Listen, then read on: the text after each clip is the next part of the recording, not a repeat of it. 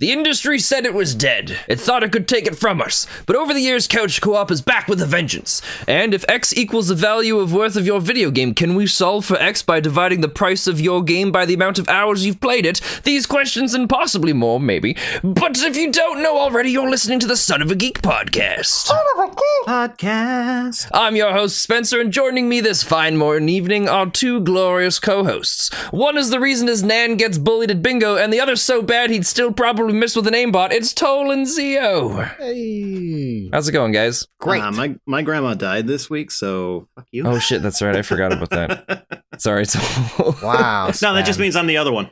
Way to go, Zio. Yeah, I'm the worst. So we're talking today kind of a bit about couch co-op and the return that it's thankfully had, as well as the kind of the dollar per hour mentality that a lot of people seem to have. Not Mr. Zio, though. No. Zio has a different opinion, so it'll be interesting to talk about that. But first, my lordy, can you guys believe it? Believe what? Yeah. What? What are we believing? We passed 500 subscribers. Oh, yeah. Oh, yeah. Yeah, I believe it. It was all ridiculous. I'm surprised it didn't happen sooner, to be honest. Everyone who's seen our stuff has said, Wow, why don't you Tol. have more subscribers? It's like, Yeah, no one knows Tol's- about us. We have our podcast, and Tol's always so arrogant. He's like, yeah, we're better You than know- Red versus Blue. I say what people tell me. Yeah, In well, mass. that's People say fine, this sure. so often Yeah. that You mean majority a total say, mass of like 10 people on our Discord? 10 out of 10 say we're comparable to Red versus Blue. That's 10 not out how of that 10. works. Oh, I'm I sure, have met none I'm who sure said if otherwise. all of the Red versus Blue audience saw our stuff, they probably wouldn't say that. Well, you know, they say 4 out of 5 dentists agree, but what's their sample size? Much larger. Yeah, I'm working with what I got. Tol, it's all about being humble. You know, you've got to Yeah. you got to humble your way through this. I am humble. I don't think these things are true. No, Everyone you're else not. is telling me what they think, and I'm just That's You not passing what literally it just on. made the statement as if it was fact. Tol, I you're can believe we're amazing. 500 subs. Man, we should have gotten it day one. According No. to our viewers. No, I think it's incredible how it happened, and we had such a big jump. Yeah. It was not expected to happen so fast. Thank Special you thanks to to Cobra TV. Yeah. He had us on for one of his podcasts, and it was a total blast. He has a really strange but really awesome format that he does for his podcast that I've never seen before. I love it. I want to replicate it one day for a special event. I think it'd be really cool to let our audience just jump in once. Yeah, because if you don't know about Cobra TV and the podcast that he does for it, he's I think he's mostly No Man's Sky, at least right now. Yeah, he's He pretty much all No Man's Sky at the moment. Yeah, and how he does his podcast is it's not his podcast, it's his community's podcast. Well, no, that's And a he's- subcast. He's got 2 different casts. Oh, he's got a second podcast? Yeah, he's got his regular podcast and the subcast. That's for Yeah. the community to chime in. It's Oh. still My amazing. apologies, Cobra. So his subcast is the one that I've never seen a format like before. Way to do your Where research he- and then forget about it. Well, it's fine. It's fine. Don't worry about it at all. But the subcast isn't his podcast. It's for his audience in the community, where he basically just treats it as a platform that other people can use to come and talk about No Man's Sky and other things, and they can use it to voice their opinions on stuff and kind of do little shout outs for different things. And it's really cool how it's done. Yeah, it's definitely very different from what we're used to because we obviously only talk to each other. But it was a really cool experience.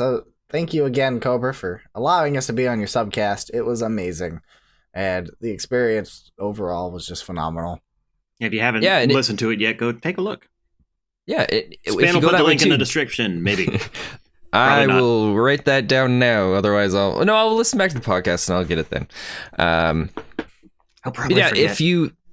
if you go that way, drop a message in the comments too. Say hello. Let them know that we sent you. Yeah, And so it's hopefully not we can give them a. one-sided. Yeah, because it's it's pretty gonna much- feel that way. Yeah. He's got such a massive and a fantastic community. He does. It's He incredible. does. He's way bigger than us, and like we blew up after that. We've gained over 100 subs in the last few days. Yep. Because what we were sitting at I think it was around like 430. Yeah, we were around 430. And now we're at like 575 roughly, Yeah. which is on at least at the time of recording. Yes. Sweet Jesus.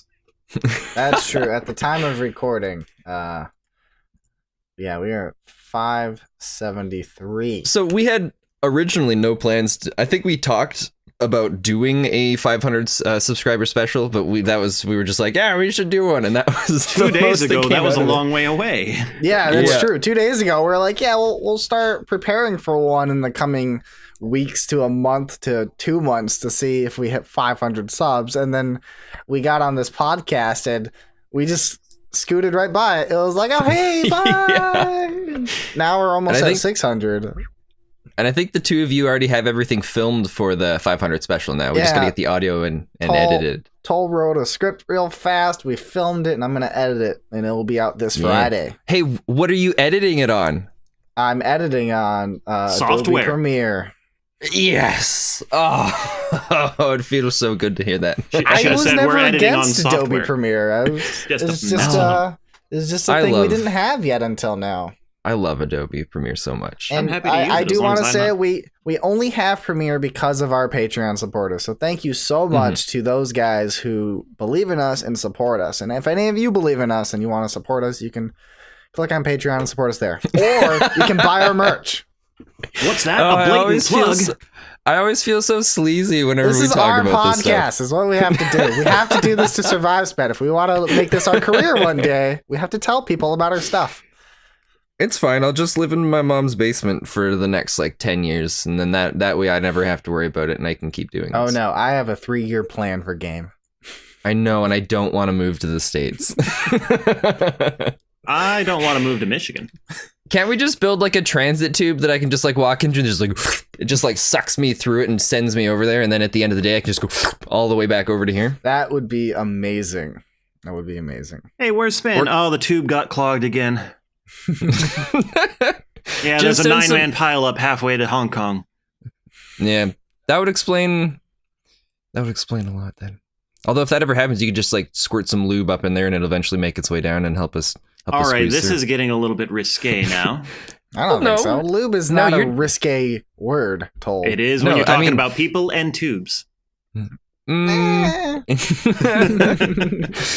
It is when your imagination takes it that direction. So Toll, is what we're talking about a little risque, or is it just your inner workings of your mind that are a little risque? No comments.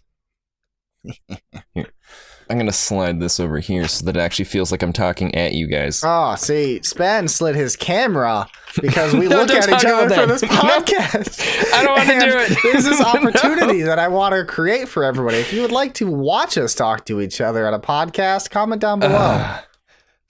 But right now it's great because I look gross and disgusting and my lighting sucks and I have nothing to worry about. If you don't want to look at us and you want to just listen to us, that's fine too. Spen doesn't want to do it. But if we have an overwhelming response that says so, we can probably convince him to do it. What I'm probably going to do, and I bought it a while ago on Steam, is there's this, it was a $2 program where it's this, it's like an animal head. And then it just it looks at me through the camera and it just moves and bobbles everything around and moves the mouth based on how my mouth moves. So I'll just put that up and then I don't have to worry about anything. You just get an Instagram filter and just make yourself look good. I just realized there's a dead pixel on my right monitor. What? Pixel's not dead. She can't die. No, a dead pixel. Right. Well, yeah, there is only one. Yeah. And she's only she's one not pixel. dead. You guys are just the best. You know that? Thanks, Toll. I agree. You're welcome. What are we talking about? Well, I'm excited to talk about this because this was one of the very first topics I came up with for podcast stuff, and it's just been kind of shafted over for so long because it was never really the dollar per hour mentality. It was our podcast. Yeah, not the podcast thing, but the dollar per hour mentality. It's what I've been wanting to talk about for a long time, but it was never a bigger enough topic, so we just kind of shoved it into here. But it's exciting to me because I've always looked at a game for how much I bought it for, and then the amount of hours I played it, and then if it averaged out to about the game cost me $1 per hour. So if it was a $60 game and I played it for 60 hours or more, then I equivalated that to a worthwhile game to buy. It's just kind of, it's something I've always done. I mean, there's some games that are a little more different, and because if there was enough of like a special feeling towards it, then I would kind of adjust. Like mentally, I would adjust it a little bit. But for general, if it was a game I didn't enjoy or I was just kind of okay with it, then as long as it equaled out to that $1 per hour or better, then I was happy with it. I felt it was a decent investment. Okay. But that was always my outlook on it. See, I never had that outlook. I mean, obviously, you want to look at the game is the amount of time I put into this game worth the money? And some of that can work. I think a good example where that doesn't work as well is when do you guys remember the South Park game Stick of Truth came out? Yes, but I've never played that. 4 or 5 years ago. Well, it's only like a 4-hour campaign. Oh, really? Yeah, and it's supposed to be an RPG. So you can technically get more out of it, but you can platinum the entire game within like 20 hours, I believe. Oh, wow. Which isn't too bad. Like you can platinum Uncharted in under 20 hours as well. But the actual story of Uncharted is about 6 to 8 hours long. I could argue that there's more to a game than just getting all of the built-in trophies. There's tons of hidden secrets that have no bearing on that. Using platinum as a rule of measurement on it, a lot of people don't even care about that. I've certainly never gotten a platinum except accidentally. I'm referring it to the essence of like just the Stick of Truth and its compatibility like with playthrough time. It doesn't have a whole lot of replayability. It's more of a you play it once, maybe twice out of it. Is it worth the $60 price tag for that? But I mean, I don't typically have it. I think if it's something you enjoy, it doesn't matter how much you pay for it as long as you think that's worthwhile to you. No, that's fair. I completely agree with you in what you're saying there, but it's something I've always kind of held in the background. And for sure, there have been some games that I've beaten in less than the amount of, in like just a couple hours, like Journey is one where there's no way it would have equivalated to $1 per hour. But because I enjoyed it and loved it so much, it's like that one didn't matter so much for me. But it was, I always kind of held it in regards to games that I wasn't really sure if I enjoyed or loved, or if it's a game I picked up and I didn't even get to the point where I finished it, but just because I kind of fell out of love with it. But as long as maybe it was a certain amount of hours to the dollar, then part of it was just like, all right, at least I feel like I got my money's worth out of it. Yeah, I don't know. I think $1 per hour mentality is kind of just a challenging thing to equate to, because as nerds, we don't necessarily think that way 100%. We typically get the games that we're fans of, and we'll spend money on it because we love it, or we won't because we don't love it as much. Well, there's another perspective that you're not quite thinking of, and that is the microtransaction approach. I know that's something that most people just absolutely hate and abhor beyond all sense of reason. But if I'm playing a game that has microtransactions, and let's say it's ad supported, the transactions are optional, and I'm enjoying the game. I like the mechanics. I like everything about it. I've put hours upon hours into it, and I've been dealing with the ads just patiently. And then something pops up, says, hey, you can get rid of all the ads for like $1.99. It's like, well, that's worth it just based on the time that I put into this and the time I'll continue to put into this. So in that case, I am thinking dollars per hour. I've gotten more than my money's worth. So yeah, I'll give them a couple of bucks and get rid of ads and keep playing their game. That's kind of with $1 per hour though. Microtransaction works. Like Paragon, I put way more hours than I could count. I mean, I had, out of my 2 accounts, I had 220 days of game time. Para funny. What? And I was more than willing to just give them plenty of money to buy skins and things like that. Yeah, but then they found out Fortnite was more profitable. Yep. It absolutely was. Zio, you don't react anymore. He's grown I miss numb. those days. Yeah, it's fine. Like the joke is great, but I move on with my story. So But yeah, no, So- it's, just, so in- it's always just worth it to put money in. I mean, that's not the per hour mentality, but it's more of I'm willing to support this here. I mean, it's another take on the dollar per hour mentality. Some people think of it that way, and some people think, like you're saying, I'm going to support the developer. But, So I guess it goes person to person. So part of the reason we never really brought this up was the challenge and like what is the conversation purpose of this? Why are we talking about dollar per hour? Are we gonna maybe we should bring up some games that we think are worth that dollar per hour mentality, or games that weren't worth our purchase?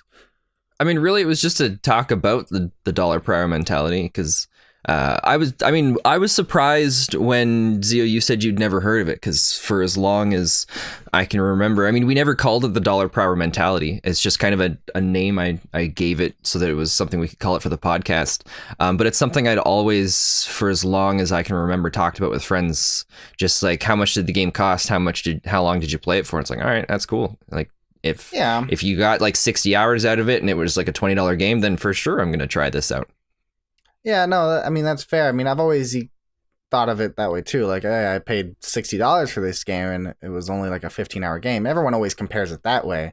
Yeah. Like, when I say the dollar per hour mentality, I'm not saying it has to be like $1 per hour. It's just kind of like the idea behind it. I understood that. I'm just saying, I was always apprehensive to talk about it because I don't think it warrants much of a discussion unless we have a point going to anything, So like,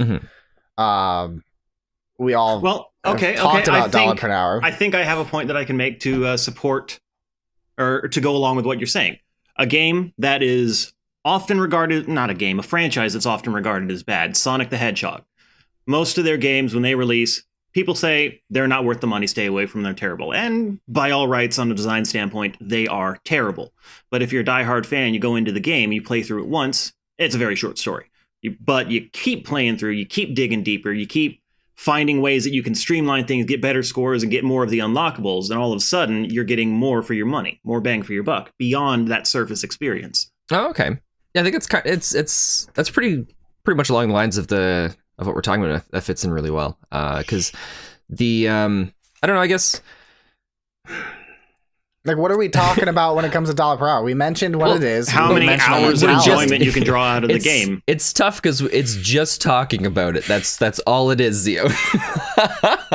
What is your favorite game that you paid the least for? And what is your least favorite game that you paid the most for? Can we go that way? It's tough in these situations because Zio always really wants like a goal, like there's an objective, something that we've got to get out of this. And for me, it's just like, I want to just talk about it and kind of know what your guys' thoughts and opinions are of it, of like whether or not you feel that way about games, or if you have a different thought about it entirely together. That was my goal out of it, was just to talk about it and get your guys' thoughts on it. Especially because from when we talked before, you'd never really thought about it that way at all. Right. I mean, I don't think about it that way. I just think about it, is this worth, because to me, it's more than just, how many hours I put into it. I was a trophy hunter, so I was the guy who was going to hunt down the trophies for every game I played anyways. That's just what I did. So, I mean, I always got my dollar per hour, if we're going to go with that mentality, just because whether it took me 20 hours to platinum the game or 110, I invested the time to play the game in and out to get all the trophies necessary. But did you find enjoyment from that? Well, yeah, I got enjoyment from hunting trophies. But the game, did you enjoy the games? I wouldn't buy a game if I didn't feel confident that I'd like it. I don't ever buy anything if I don't think you I'm bought Minecraft, though. Now, how's there ever been a game I thought I would like it? And I did like Minecraft in the beginning, and then I found out how bad I was, and then I disliked it because stigmas become attached to certain things. And the game has changed significantly since you last touched it, so you should give it a shot. But anyway, yeah, we'll see. Has there been a game that you avoided buying when it came out, but then bought later because the price had dropped? Initially, actually, yeah, Uncharted. I didn't buy Uncharted in the beginning. So I'm like, oh, this is just. Did you look at that and think, it's remake. Not worth the price? I don't think I'm going to enjoy it that much. Yeah. When it first came out, I didn't care about it. I'm like, oh, I love Indiana Jones. If I want Indiana Jones, I'll just watch the movies. But then actually, as Uncharted 3 was coming out, I got it for free on the PlayStation Plus, so I played it, and I'm like, oh, this is amazing. So I bought the game, then I bought the second one, and then I bought the third one, and I'm a huge Uncharted fan. Oh, it's awesome. Yeah, that's what got me into Naughty Dog. Nice. I mean, I knew that. I mean, I played the Crash Bandicoot games before, but it was Uncharted that really cemented my faith in their company. See, I never really got into Crash Bandicoot. There was some, I don't know what it was. You like platformers, so. Well, see, but then it comes back to the conversation if I don't like platformers unless it's like on a handheld. Oh, okay. Because I can't play them on consoles. It just feels weird. It's uncomfortable. I don't know why. A game I would say that I bought wasn't worth it. The Last of Us. No. You shut your heretic mouth. A game is worth every penny plus. Game that wasn't worth it that I bought. I bought this one game. I just gotten into shooters. Like I played Modern Warfare, and then I was really good at Modern Warfare 2. And there's this game called MAG that came out, and it could have up to MAG. M-A-G. Oh, MAG. I think it could get up to like 120 players on a map. Okay. And it was all online based. It didn't really have a campaign or anything. And it seemed really interesting. I'm like, oh man, I love Call of Duty. I'm really good at Modern Warfare 2. I love Modern Warfare 2. Let's try MAG out and see how I fare. It didn't have a lot of support. It wasn't great. Like it was just, you spawned, you ran into a field, you died. That was it. It was mostly just team deathmatch. They didn't have like a whole lot of game modes or anything like just that. With 120 people. Yeah. So sounds like Battlefront. Sounds like Battlefront. Star Wars Battlefront. Oh God, I love that game so much. I hate that game so much. Oh, it's so good. It's well put together, but it's terrible. The question that I have about that game though is it the same kind of thing as Rogue One, where if it wasn't a Star Wars game, or if Rogue One wasn't Star Wars, it would have been shit?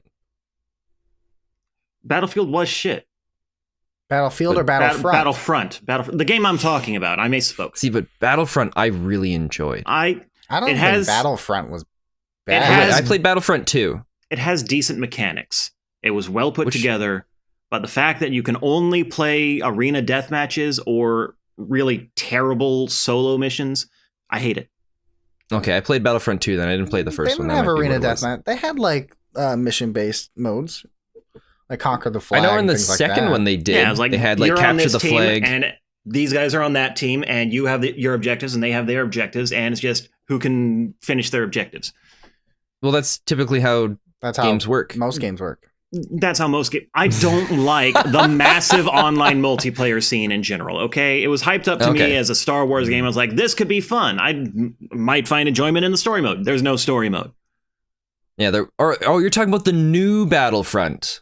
Yeah. Like the new one that just came out a little while ago. Yeah, the shit one. Oh, I thought you were talking about the old ones. I love the old ones. Yeah, the old ones, I love those ones. Those are amazing. I haven't played the new one. They're all right. That's all I can say. What was the other topic, Spence? That's all you can say. I don't think it was fantastic. I don't think they're bad. I think Battlefront had some interesting ideas. You could like fly around as the Millennium Falcon and shoot other ships, and they had like that. That was pretty cool. But I actually enjoyed like War Thunder more than the Star Wars Battlefront version. Where the hell was I going with this when I brought it up? I don't know. Oh yeah, mass-produced gray shooters still charging full AAA price. There's no good dollar per hour value there. To you. To me. Yeah, a lot of people jump in. I disagree entirely. Like I think it's absolutely worth, because I love the online multiplayer battle community. Like that's something I've always enjoyed. Yes, but every single one comes out of that full price. Are you saying that you're going to pay full price for every single one, and you'll feel you get your money's worth for every single one? Because the hours I put into online absolutely would pay for it. I mean, in Modern Warfare 2, again, I played that game like crazy. I had, in the 2 years it existed, I had like 90 days of playtime. That absolutely paid for itself. I mean, See, this is where I was hoping the conversation could go, so that I could then throw out this part. And the one reason why I think the reason why I think there's the biggest flaw with the dollar per hour mentality is in situations like this, where there's a lot of us that equivalent video games to the amount of time we're going to get out of it versus how much we pay. but that doesn't affect, but what we don't take into consideration too is the companies behind making it and all of the effort and time that goes into putting it so that it requires it to be the price that it is. Although there's some games that it's not quite like that, where it's just become like a standard price of new games that come out. Call of Duty. But disagree. I don't play Call of Duty anymore, but I will back them up. I don't think every Call of Duty isn't great, and some are not as good as others. Absolutely. But just because you don't like it doesn't mean it's not worth it. They put a lot of work into it. These companies do. Because he doesn't like it, it's not worth it to him. No, that's fair. But to him, I mean, it doesn't mean the game isn't worth it in general. Just because I don't like Elvis Presley doesn't mean he's not a good singer. But he's not saying in general. He's whenever just saying I play Call of Duty, I enjoy it. Whenever I play the campaign, I enjoy the campaign, but the campaigns are normally about 3 hours long, and the rest of the game is centered around multiplayer lobbies and unlockables and crap like that, and I don't care for that. I enjoy the game. I enjoy worth it though. I enjoy the game. I enjoy the campaigns. I enjoy the stories. I enjoy the mechanics. I don't like that it's such a small part of the thing, and they pump out a new one every year, and they still do it at full price. Well, I think they slowed down on that. No, they still make one every year. Okay. It's not just that, Toll. I mean, they're like the Black Ops series started zombie mode. People play that instead of online multiplayer. I mean, you don't have to fight others. Like the Modern Warfare series, every game does zombie mode now. It's not unique. It's not every game. The latest one doesn't have zombie mode. No, only the ones Treyarch makes has zombies. Yeah. Where is that going? Sledgehammer. They did not Sledgehammer. Infinity Ward. They did Modern Warfare series, and they had special op missions. So like that was you play by yourself or with a buddy, and you would do these special missions and try to complete the objective. That added more than just the campaign. A lot of them have those extra little things, but obviously the center for the game is the online multiplayer. That's what gives the game longevity. Mm-hmm. I mean, you may not. It's fine. You can, and that's where it comes down to like that. If I concede your point, but I still don't think it's worth the money. In general, or just to you? To me.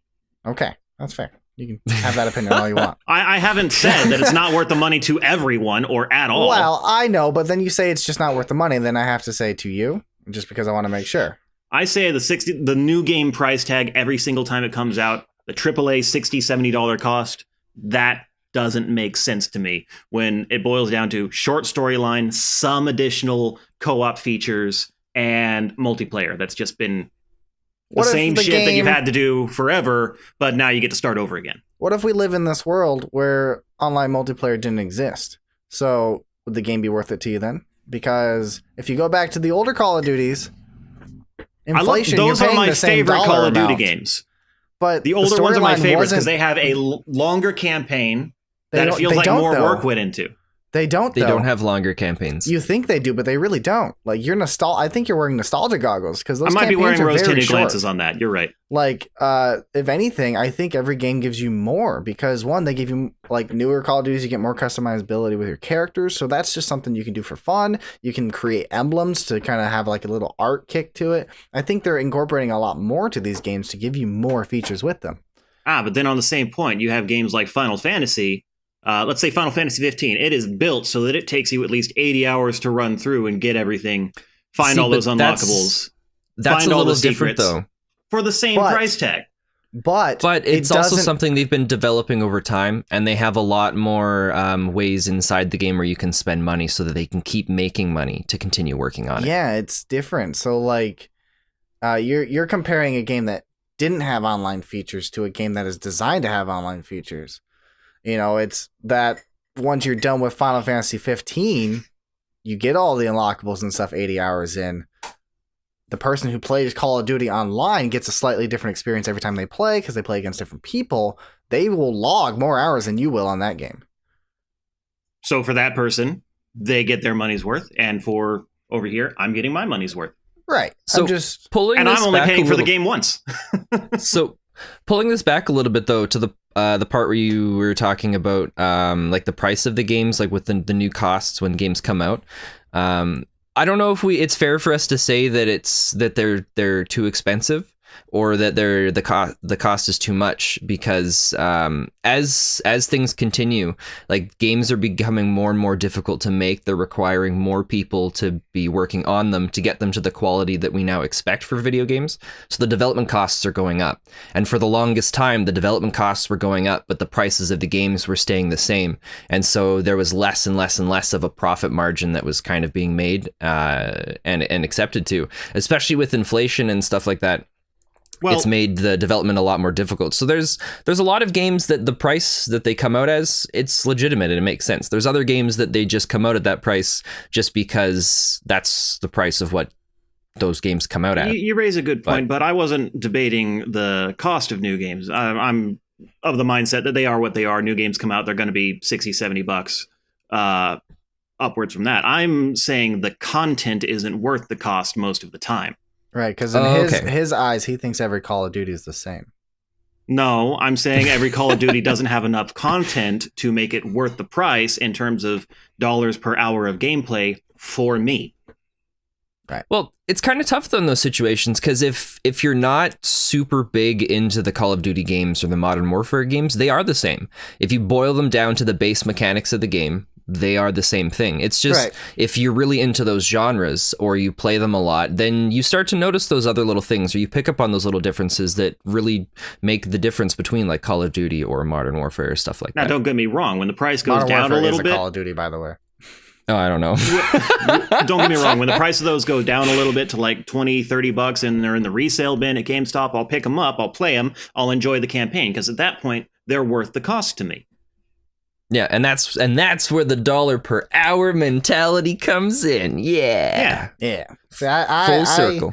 I'll do that with a few developers and companies for games that I'm iffy about, just like Toll doesn't like the shooters, so I would have waited as well for certain games. When it comes to multiplayer online games, though, I would never wait longer. I always like if it interests me even in the slightest, I'd buy it day one just to kind of get the better experience, because your audience is going to be at the highest peak in the beginning of its life. So I get that, and that's where we have different values, because I just don't care about the online multiplayer scene.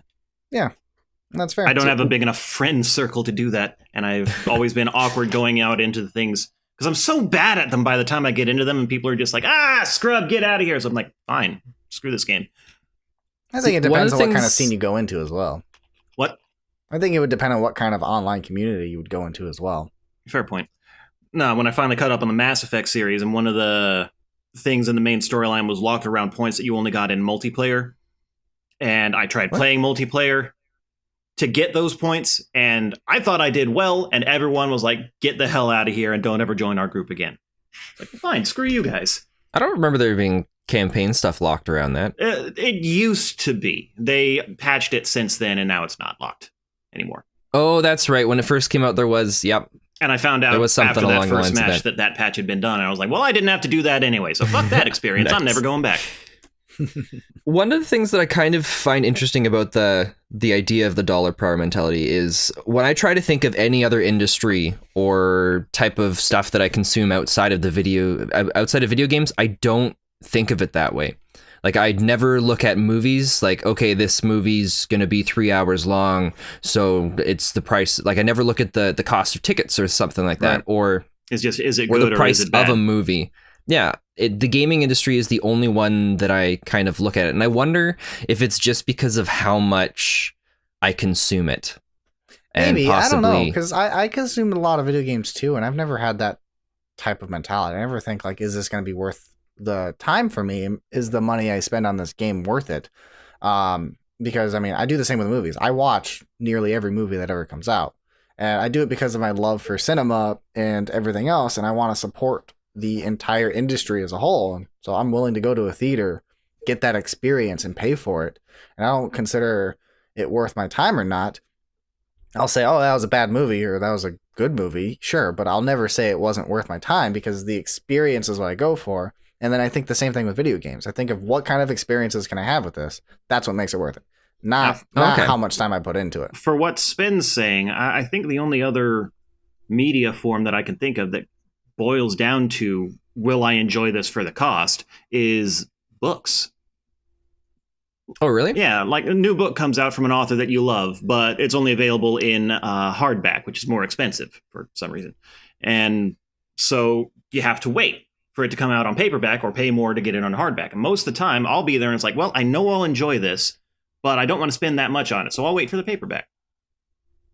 See, I'm the opposite. I'll go on a pirate adventure, find a book, read it, and if I really like it, I'll buy the book after just to support it. But then there's also going to used I hate you bookstores so and much, looking Theo. for the books that you love at the discount price so that you can get more bang for your buck. You can get 6 or 7 books for the same cost that you get for the other one, and you know you're going to have all these hours and you're going to enjoy them. Yeah, again, I think it just comes down to like your belief in the medium and stuff. Like I don't buy DVDs in movies frequently unless it's a specific movie or thing I really love, because I go to the theater. I see the movie in the theater for that exposure and that experience that time. But the price for movies and DVDs doesn't fluctuate very much. They all tend to be the same price when they hit the shelves, and after a certain amount of time, they go down steadily at the same rate. So do video Which is games kind of for the most same part, thing that video unless it's games do, Nintendo. minus Nintendo. I think we said that at the same time. I was gonna start arguing, but then you said that, and I got no counter for it. Yep, Nintendo. They think they're all valuable all the time. Well, Nintendo tends to really work the supply versus demand thing. Yeah. A lot of others Very- don't. They very mass smart produce a bunch company. of shit. So I wonder if then the reason why I find the dollar per hour thing for video games is just because of the sheer volume of games that I buy. Yeah, probably. 'cause That you- might be part of what it is. Because I you mean, like buy even just last so many night, games for no reason. last night I sat down, lied down in bed, and turned on my Switch, and I just went into the store, and I was like, all right, I just bought 14 games. How many did you play? I haven't played any of them yet. How many Yeah, did It you was plan last to play? night. Like half of them. I think But I definitely. mean, a couple of them were like 25 cents. It was like on sale, 90% off. I'm like, even if I don't play it 25 cents, it's like the chance I play it later, it'll be great. Because my thought there was, even if I only play it for an hour, it costs me 25 cents. That's pretty good value. Yeah, see, I don't typically buy games unless I ever see myself playing them. I won't buy a game. The only way I'll buy a game, even if I don't see myself playing, is if friends convince me to buy it because they want to play with me. See, I Even guess then we're I'll kind of play. the opposite then, because I think that way I think about movies. Yeah. Where I don't really go and watch movies, and the only times I will is when someone really convinces me it's good. So we're Yeah. coming up on the 40-minute mark here. What was the other topic before we run out of time? We can just stay on this topic. I'm just wondering if we're still fascinated with this one. We can keep talking about it. I'm just trying to remember what it was. I don't remember. The power of couch co-op, which is also really exciting. Oh, sure. Actually, Yeah, let's talk about that. because transitions well because you were just talking about. I have not a getting great games. way to transition couch co-op into it. So Well, we've just transitioned now, Zio. Yeah, So no, your I transition want to to is over. transition that to a different you can- thing.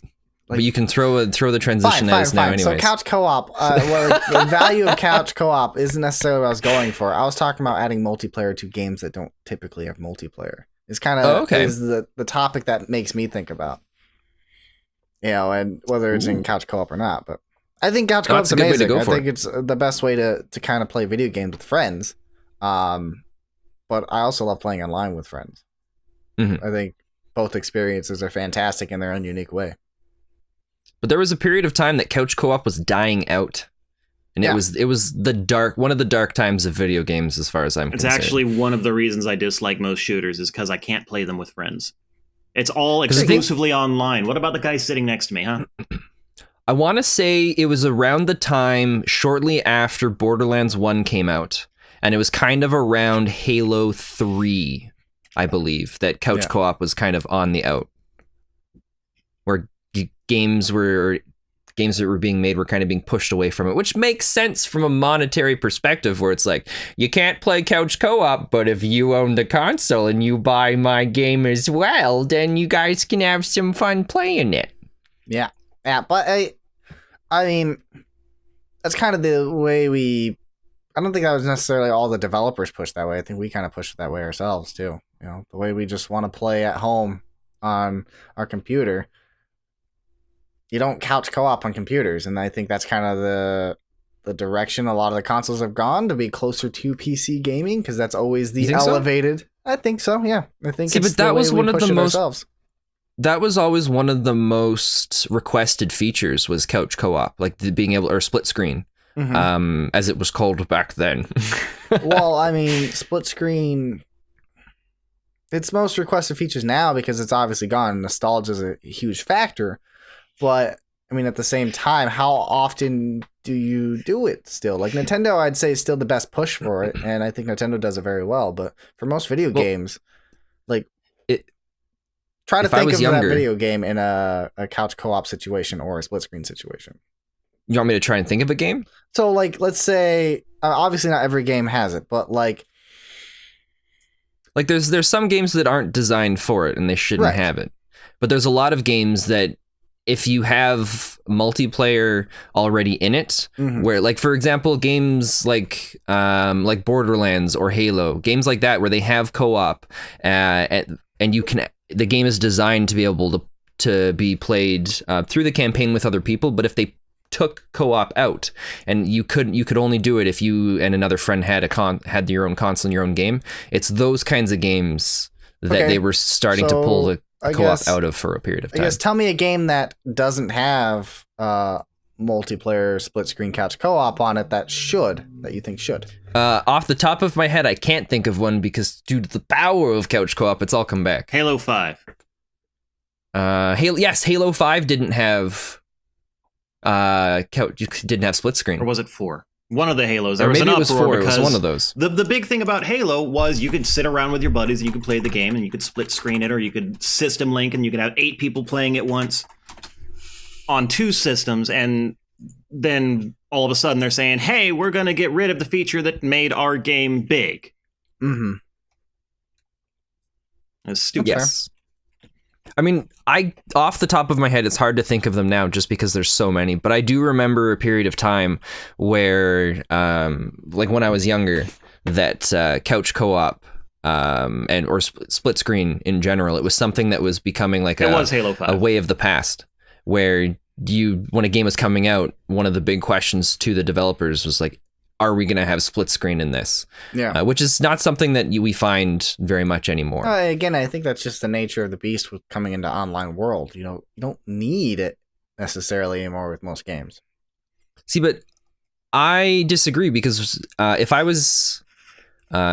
lived in a place, like when I was living with a couple buddies in an apartment last year, like we would play split screen games all the time because we lived together. Like when I was in high school, I would hang out with my friends. If we had the choice of playing a game online, or if we had a choice of going over to the other person's house and playing split screen, we would do it anytime. The only reason why I don't do it as much anymore is just because I work now full time and I've got other stuff on the go. And it's once I have things that make it more difficult for me to go and hang out with other people, then that's when I don't play split screen as much. But if I don't have the option for the split screen, it sucks even more because the few times when I can get together and play with the friends, then it's just kind of part of the experience. You could just LAN party too. You can just hang out together. But what if they don't have the console that you have? They have the game, but they don't have the same console as you. So you can't play together. What if they don't have the $80 game to be able to do it either? I don't disagree with that. That's why I think couch co-op is so important. It's so fantastic that we've seen a comeback with it. Now there's me personally, other than you guys and our Discord, my social circle is in the same 1,200 square feet as me. And if I want to play games with them, I can't. I want to play Elder Scrolls Online with my wife, or any. That one's not a good example because it's made for online. Let's say I have Halo 5 and I want to play it with her. Well, I because we don't have a second PlayStation for her to connect. Well, you can't play Halo on PlayStation anyways. Well, you know what he means. It's a for example thing. I'm doing Toll's thing, where Toll interjects and he tries to tear it apart by his little smarky remarks. But to be fair, we do that to him as well, Zio. We all do it. It's no big deal, and I don't take it personally. But I think you understand the point I'm trying to make. I may have used a bad example, but I think you get what I'm trying to say. Yeah. There's a magic of couch co-op compared to playing across the internet with people. Yeah, where else can you snipe someone 360 no scope and then punch them in the shoulder and say, gotcha! As opposed to you do it in your own home, you're alone, and they have your mic muted, so you're like, ha.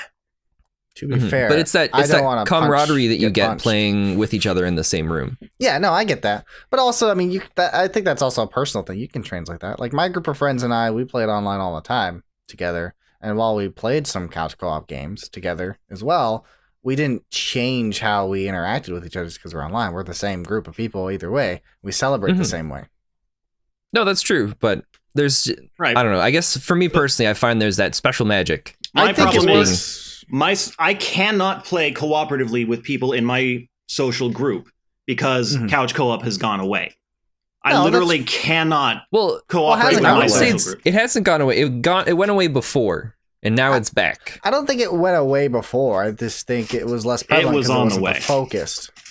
There are still games that still incorporated it. I mean, Melee is a popular game that always existed for couch co-op. Any Nintendo game like Mario Brothers and things like that always existed for couch co-op. It didn't go away. It was just less focused on for the AAA games that were coming out because, of those types of gamers didn't typically play together. Okay, I kind of see where you're coming from, but I disagree with the thing about they didn't typically play with each other. Well, you know what I mean in the sense from a financial standpoint. If more people want to play the game, more people need to own the game. We make more money, blah, blah, blah, blah. Yeah. But that's just the developers and capitalism working against the consumer's enjoyment. It's a dollars game, just like pretty much every bad decision in the society we live in. What I think would be a pretty cool blend between the two. I think Nintendo did it very well when they first released the DS.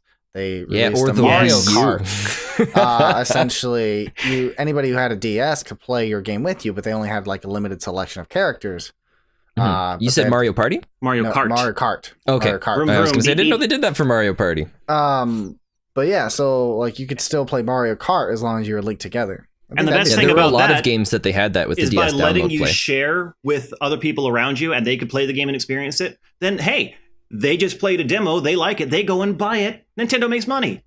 And because they had a lot of games with that. Even their Metroid version for the DS had that too. To be fair, again, I also don't think it necessarily went away completely because PlayStation kind of integrated that into almost every game they play with their share play. So like, well, when did SharePlay come out? When the PlayStation 4 came out. See, because the time frame I'm talking about was like before the PlayStation 4. This was like around like the Xbox 360 and the transition over into the Xbox One. The heck is SharePlay? So on the PlayStation with SharePlay, you can watch me play any game I play. But if you have a PlayStation, you can also just play it. I can hand the controller over, and then you can just take over and play it. That's not it's pretty the awesome. Same. No, but it gives you a couch co-op or a couch, like sitting on a couch with a friend experience. Like kind of, like you say, you can't play with those people with Halo, but you could still play with those people. You could take turns playing online together. Like I enjoy watching the people I like play a game just as much as I play it myself. I will watch my wife play a game as much as I would play the game and pass the controller back and forth, giving each other a chance to play the game. That can still exist. That's never gone away. That has always been an option, but people choose to take advantage of that or not. Well, Sony gave us that option to do it online.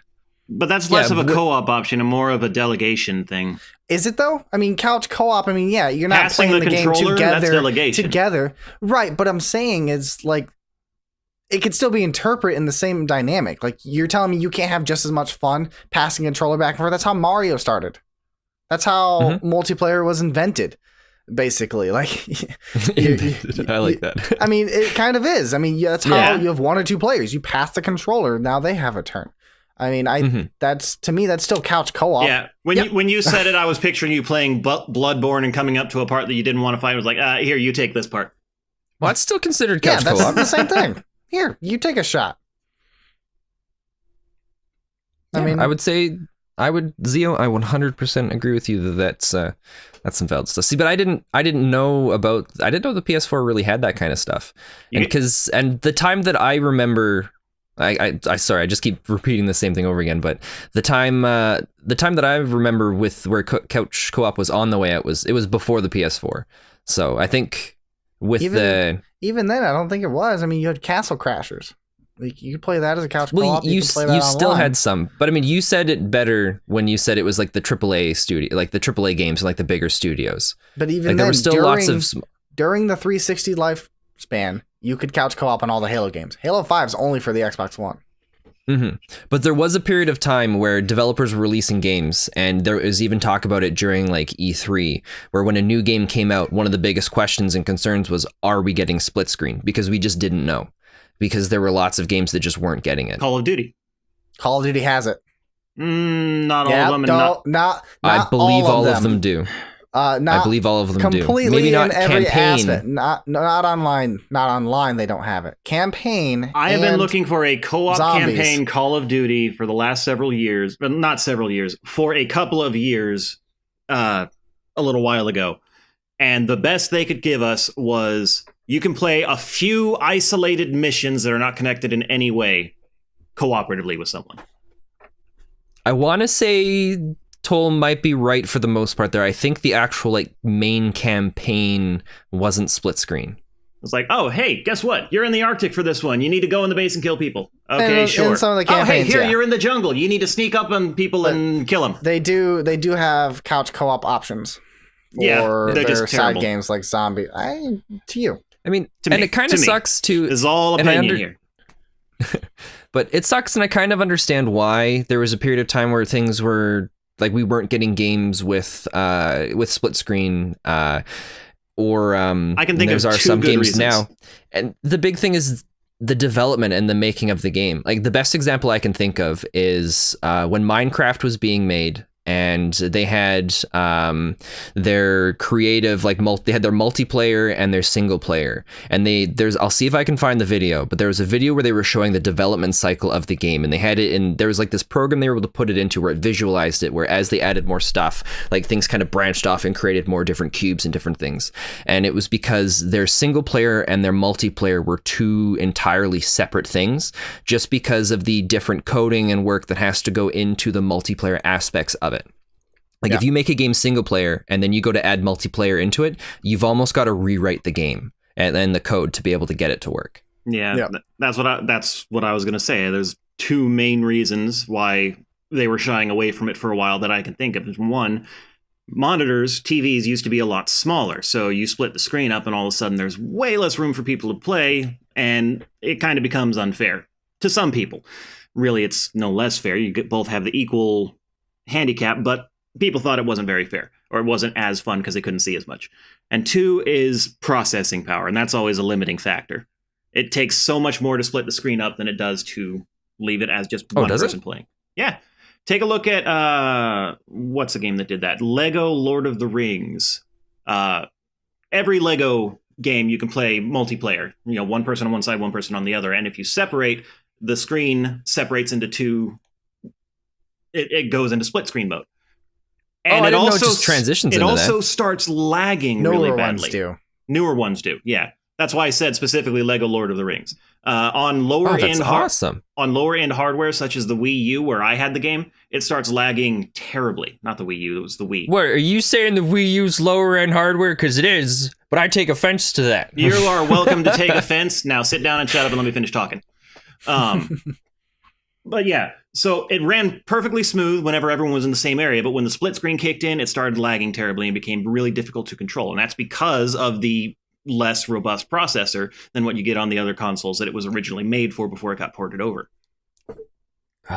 One of these days, we're going to have to do a podcast without Zio so I can just talk about how much I loved the Wii U. We could still talk about it. No, because you're going to say stuff, so I have to do it without I like the Wii U too, but it is inferior hardware. I can't deny it. Oh, yeah, hardware. It's it was barely fantastic. better hardware than the original Wii. It was a fantastic console, though. Yeah, it was Yes, agreed. pretty lazy console. Guys, I just want to take a Yep. minute to say that conversations like this made me realize just how much I was missing in my childhood gaming days, and I am glad that I have met you guys. Because thanks. I I'm getting appreciate these that. experiences that I didn't have before, playing Such a games sucker. together and actually playing with good sports. So I want to come back and play again with you guys. Yeah, we rag on each other a little bit, but you guys make it fun. Zio's not a good sport. As long as Zio wins, he's doing fine. When he loses, I've never seen someone so salty over the littlest things. Like the big stuff, it doesn't faze He's him. absolutely but it's right. those Every time you little lose, it's like, salty this loses. is garbage. It's not fair. No, but if it- I only complain about broken mechanics. But it's the And little any- things. any It's the little mechanic that things you he gets can't the master most is salty broken. over. No, that's not true. I don't say platforming is broken or busted. I'm just bad at it. I always just say I'm bad at it. I never blame anyone else but myself. I'm not talking about platforming. There have been other times. I would like to hear that other time. 'Cause I Go guarantee I back don't. over our Fortnite game night videos. I'm sure we'll find one or two. I think the most saltiest I remember I him could be from wrong. Fortnite Games Night If I'm was wrong, the ball Smiley, game. can you fact check that Where for we were us? Let getting us know if I'm coins wrong. and you got stuck in that one little spot. Oh yeah, I was upset about that. I was upset about I was that. upset about it too. So, but it was fine. I won, so I don't care. That's why. But hey, Zio, I got stuck in there, and instead of getting frustrated and flustered, I started trying different things and worked a way how to get out of it. I got stuck in there twice. It was the first time I was fine. It was the second time is where I got frustrated because it was I got annoying. stuck in there a couple times. The first time it was really bad, and then the second time I was like, "Oh, that's how you get out of there." See, this is what I'm talking about. This banter, this experience is something I never had when I was a kid. And I gotta say, I had an actual plan for a transition in saying that. Playing with you guys online makes me look forward to the times sometime in the future where we'll be able to play together in person. Yeah, it's gonna be awesome. Yeah, It's gonna be real fun. couch co-op. Fortnite Games Night with you guys is always super exciting. Oh shoot, I never got that last Fortnite Games Night edited. Get good, Spin. So on the couch co-op thing, there's this really cool game that we should play Yes. together when we finally meet. It's not really a couch co-op, but it involves physically being there. It's called Joust. Have you ever heard of it? Joust? Oh man, it's so cool. Such a Don't great game. think You so. talking about the one with the So- emus? Nope. So Joust, it's in a game. It's part of a multiplayer game, but Is Joust, it a really old one? It came out probably 5-6 years ago. Yeah, he's not talking about the original Joust with the emus and the lava and stuff. No, so like this one is it was on PC as well, so I don't know how it works on PC, but on PlayStation they have the PlayStation Move controllers on the PS4, and I'm trying to essentially find this like and I can't you see it. all stand around in a room, and the idea is to like hold your controller, not shake it, and let it move smoothly. And music will play, and you're supposed to like make each other shake your controller, and then you're out. Really? Yeah, it's such a great game. It was so I'm much fun. trying to find it and it's not showing up for My me. friends would always come How- over, and we would play Joust before we did D&D. How do you spell it? Like Joust, like how you Okay, spell Joust. I'm just making sure. Joust. I'm not getting it. The only thing I'm getting is the really old one from like 19. Joust PS4 is whatever what it you was. should type. That's what I put. Joust. I put I don't know Joust game how- PS4. I was gonna say if you put Joust PS4, it's also on the PS3. Like it's the first thing that pops up. It says JS Joust PS3/PS4 live gameplay from 500 plays at Greenbelt Festival. Is that what you're talking about? Yeah, that's one. All right. Well, cool. I'll have to check that out after. But anyways, the game is like you can do it with a PS4 controller too because it has that gyroscope in it that sensors movement. So there's no screen. There is a screen, but it's just like a scoreboard screen. So like the game says, "Welcome to Sebastian's Joust," and then Johann the guy would- Sebastian Joust. I found it. Yeah. And then they'll just say, "Ready, go," and then they'll play like classical music, and then you're supposed to like your living room is your arena, and you're supposed to like try to shake each other's hands, like because you want to hold your controller as still as possible. Oh, so you have to And shake the other. You have to try. That You have is to try so to get them out by cool. making them like move their controller jerkily, and then music can. But you have to Thank go God slow. Zio's really short. And then when the music would pick up faster, you can move a little faster now and be a little more jerkier. And then it will freeze, and you have to freeze in your position. Any slight movement will make you out. Okay. That It is was so awesome. much fun. Like I I've got the remember jumping description over my here. couch. Players are I tasked remember with trying to not jostle their controllers while trying to jostle the controllers of others. That sounds like a lot of fun, actually. It does. It is. It was so much fun. It was one of the most fun I had playing a game. Like it's just ridiculous. I've broken a controller though on accident.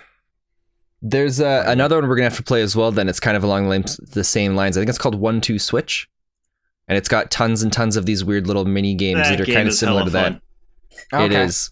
Yeah, but now What's really sweet, they've got the vibration whatever they've done for their controllers for the vibration in it, Yeah. it's so well in depth that there's a game where you're supposed to rotate the controller around and you'll hear and feel these metal balls rolling around in the controller, and you have to try and count how many there are. Oh, that's cool. And that's how Now, it's so. There's not really It's metal so balls on the intricate. controller, just to be clear.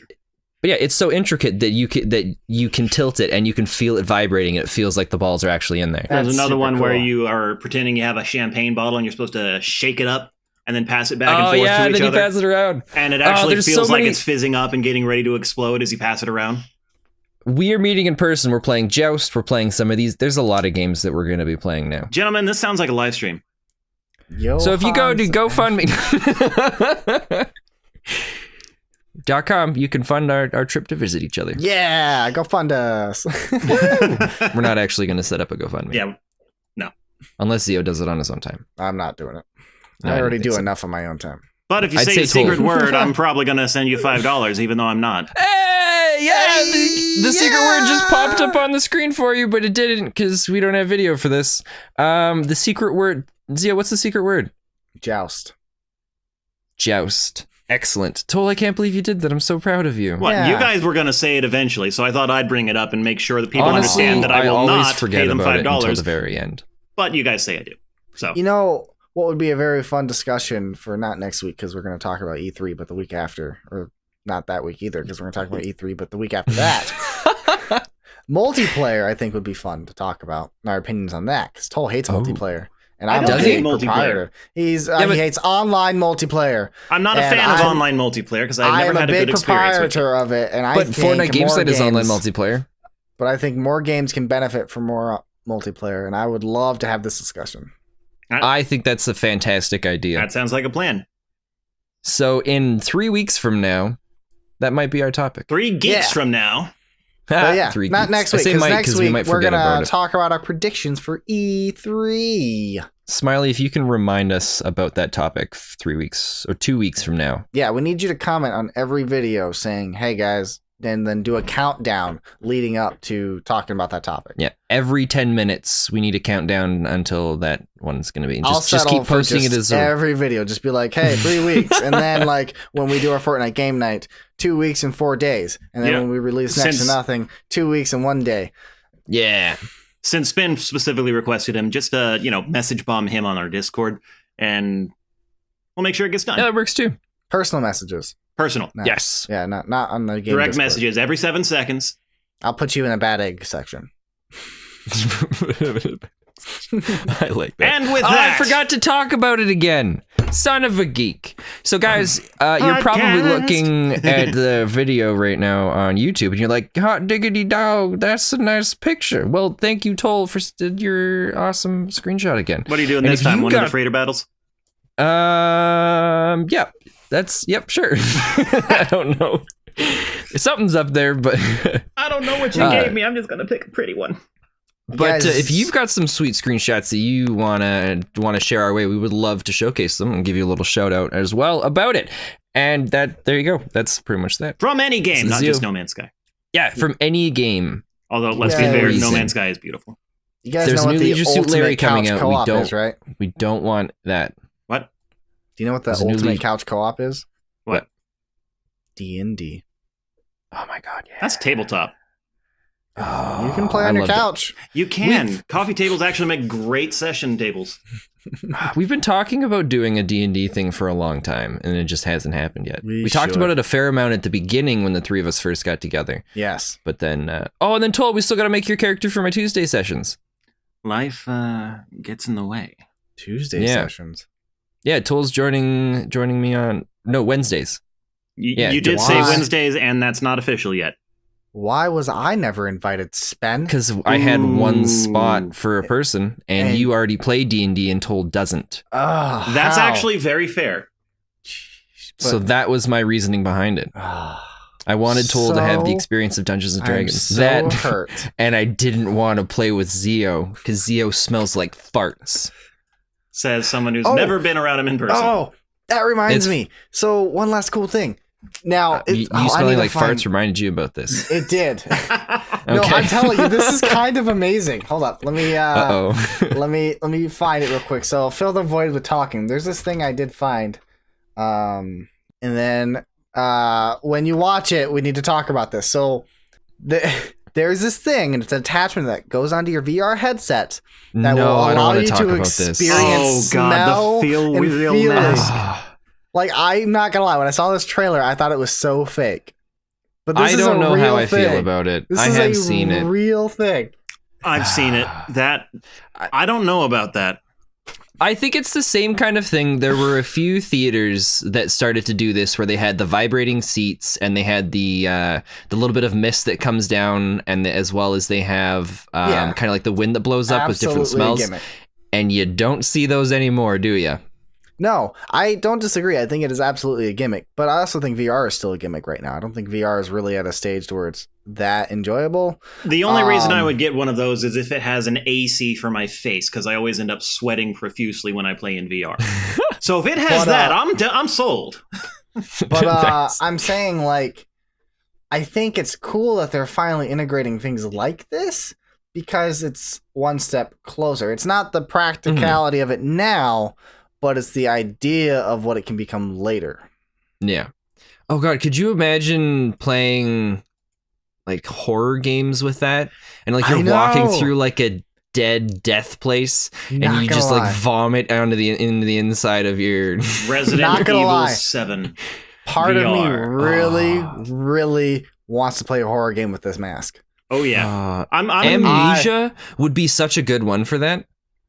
Because of all of the just amnesia, just because of all of the weird things that come darkness with it, things that happen and all of the mind crazy stuff. I would never even attempt Final Fantasy. I don't know. I think the best one for that would be Duck Season. Have you guys seen I would never the try trailer Resident for Evil this 4. though? Yes. It looks fake as crap, doesn't it? Like, doesn't it look so fake? Kind of, I yeah. thought it was, not gonna lie, when I first saw this, I checked the date to see if it was made on April Fool's because I thought this was a joke. Well, the tough thing with that one is with the smell, it's like a constant thing you're going to have to be like rebuying for it. Yeah, it absolutely is. Because it's like smell cartridges and but I don't know. The aroma capsules last 3 months of daily use. I'll be more excited when they come up with one where I plug it into the back of my brain and I fall asleep and play Skyrim. I'm telling you, man, I still, part of me still thinks this trailer is full of crap because halfway through they have this guy. He has the most ridiculous mustache. His mustache is pretty awesome. And like everything about it looks so fake, but it's so real. I like how you brought this up. It's like, guys, we got to talk about this sometime. It's like, no, we're talking about it. It's just so funny. Everything about this is hilarious to me. But yeah, I don't know. I probably won't do anything with it. I'll tell you what I will do is if it's at Comic-Con this year, I will tell them I'm a famous YouTuber so I can try it for free. Nice. You know, I think my main issue with it is I hate like when I get like anytime I'm cooking or anything, I'm always constantly washing my hands or wiping things off my face because I hate the feeling of my hands being dirty. And I feel that with the mist of the water, it would just drive me nuts. Yeah. Mm-hmm. Maybe. It's definitely something you would have to get used to, but I do, not gonna lie, I really do want to try it. This reads like something out of Ready Player One. The good version, not the movie. The good version, not the movie. But unfortunately, that's all the time we have for this week's podcast. We're a little longer than we usually like to go for, but that's all right. It was a really good podcast. God, really these guys look this one. so creepy. I'm sorry, I'm still watching the video. That is no way to talk about our audience. Yeah, how dare you? I can't see them. I am disgusted and offended. You can't turn this around now. It's too late. You already ruined it. What is cool about this, for all of though, our audience? they have them names. They have a Feel Real editor, and you can watch movies and get that experience that people add to it. That's just so cool. Weren't we ending? Wait. So if you don't know already, this is the end of the Sunovageek Podcast. And this is kind of a part where we do a little bit of shameless promotion, because if you made it this far, we're hoping that you really enjoy our content and you want to see more. So you should go over to our YouTube channel if you're not already there. The reason why I'm saying this is because I've actually got stuff set up, and hopefully this podcast, and if not this one, definitely the next one, we're going to have all of the stuff up on a few different podcast things, like whatever podcast hosting places people want. We got a list of a few of them we put together. Like this one, that one, and this one over here. Yeah. Spain, can you edit that in? No. Any edits that I do in the video, it just makes more reason for Zio to say, see, shouldn't we do something visually stimulating? You're visually stimulating. Well, thank you. Not in this You're the one who wants but... your face on everything. Yeah. Until we go live here. So we've got our own YouTube channel where we do our web series called Next to Nothing, that follows the adventures of Tom, Prek, and Ness. I'm always making sure to put Tom first now because I don't remember how it came up, but Toll made some comments about it before. It flows better with Tom in the front. Prek, Ness, and Tom. It's true. Ending with Tom is awkward, but that fits perfectly for his character. But it's the adventures of the three of them as they're trying to get off of a planet that they've crash landed on. And we just finished our last episode for our first season, sorry. And we've started doing some work for our second season, but we're excited. We got to wait for the next No Man's Sky update to come out, because if you didn't know, our series follows the adventures of these characters in that game. It's pretty exciting. Yeah. Speaking of Next to Nothing, keep an eye out for our 500 subscriber special. Yeah, that's going to be this probably Friday. Yep, this Friday. We going to do anything for that, or we'll talk about it? Yeah, we got the video. I mean, other than that. We're doing the video for it. Yeah, we're doing a video. We will discuss this behind the scenes. Is there anything else you guys want to bring up? I mean, we've got Fortnite Games Night, where we kind of mess around in awesome creative maps made by the community. And we got our podcast, but you're listening to that right now, I hope. Got merch. Go buy our merch. Yep. We got merch. Oh, yeah, we got t-shirts. Yep. And pillows. And the phone cactus cases. pillow is Pillows the is so best pillow. stupid. And then we also have a Patreon. So if you want to support us because you love us, you can do Yeah. that. And it's one Also, step shout out to all of closer. our awesome Patreon supporters, because Yes. because of them, we're now editing the rest of our stuff on Premiere Pro. And we can share files with each other. Woo! Well, we haven't set that up yet. We don't know actually how well But that we works, can. but hopefully it point. works well. Ideally. We've Yeah. been wrapping this up All right. for almost 10 minutes now. Yeah. Hey, don't worry. When I do my streams, the wrap up takes like 10-15 minutes. It's always terrible. So don't you worry, Toll. Don't People you love this worry, stuff. your People little head. love this stuff. They live then- for it. And then also, Toll will give you $5 if you Yeah, put the people secret can't see- word in the comments below. Toll, when you held that up, it looked like a vagina. What the hell are you talking about, Sven?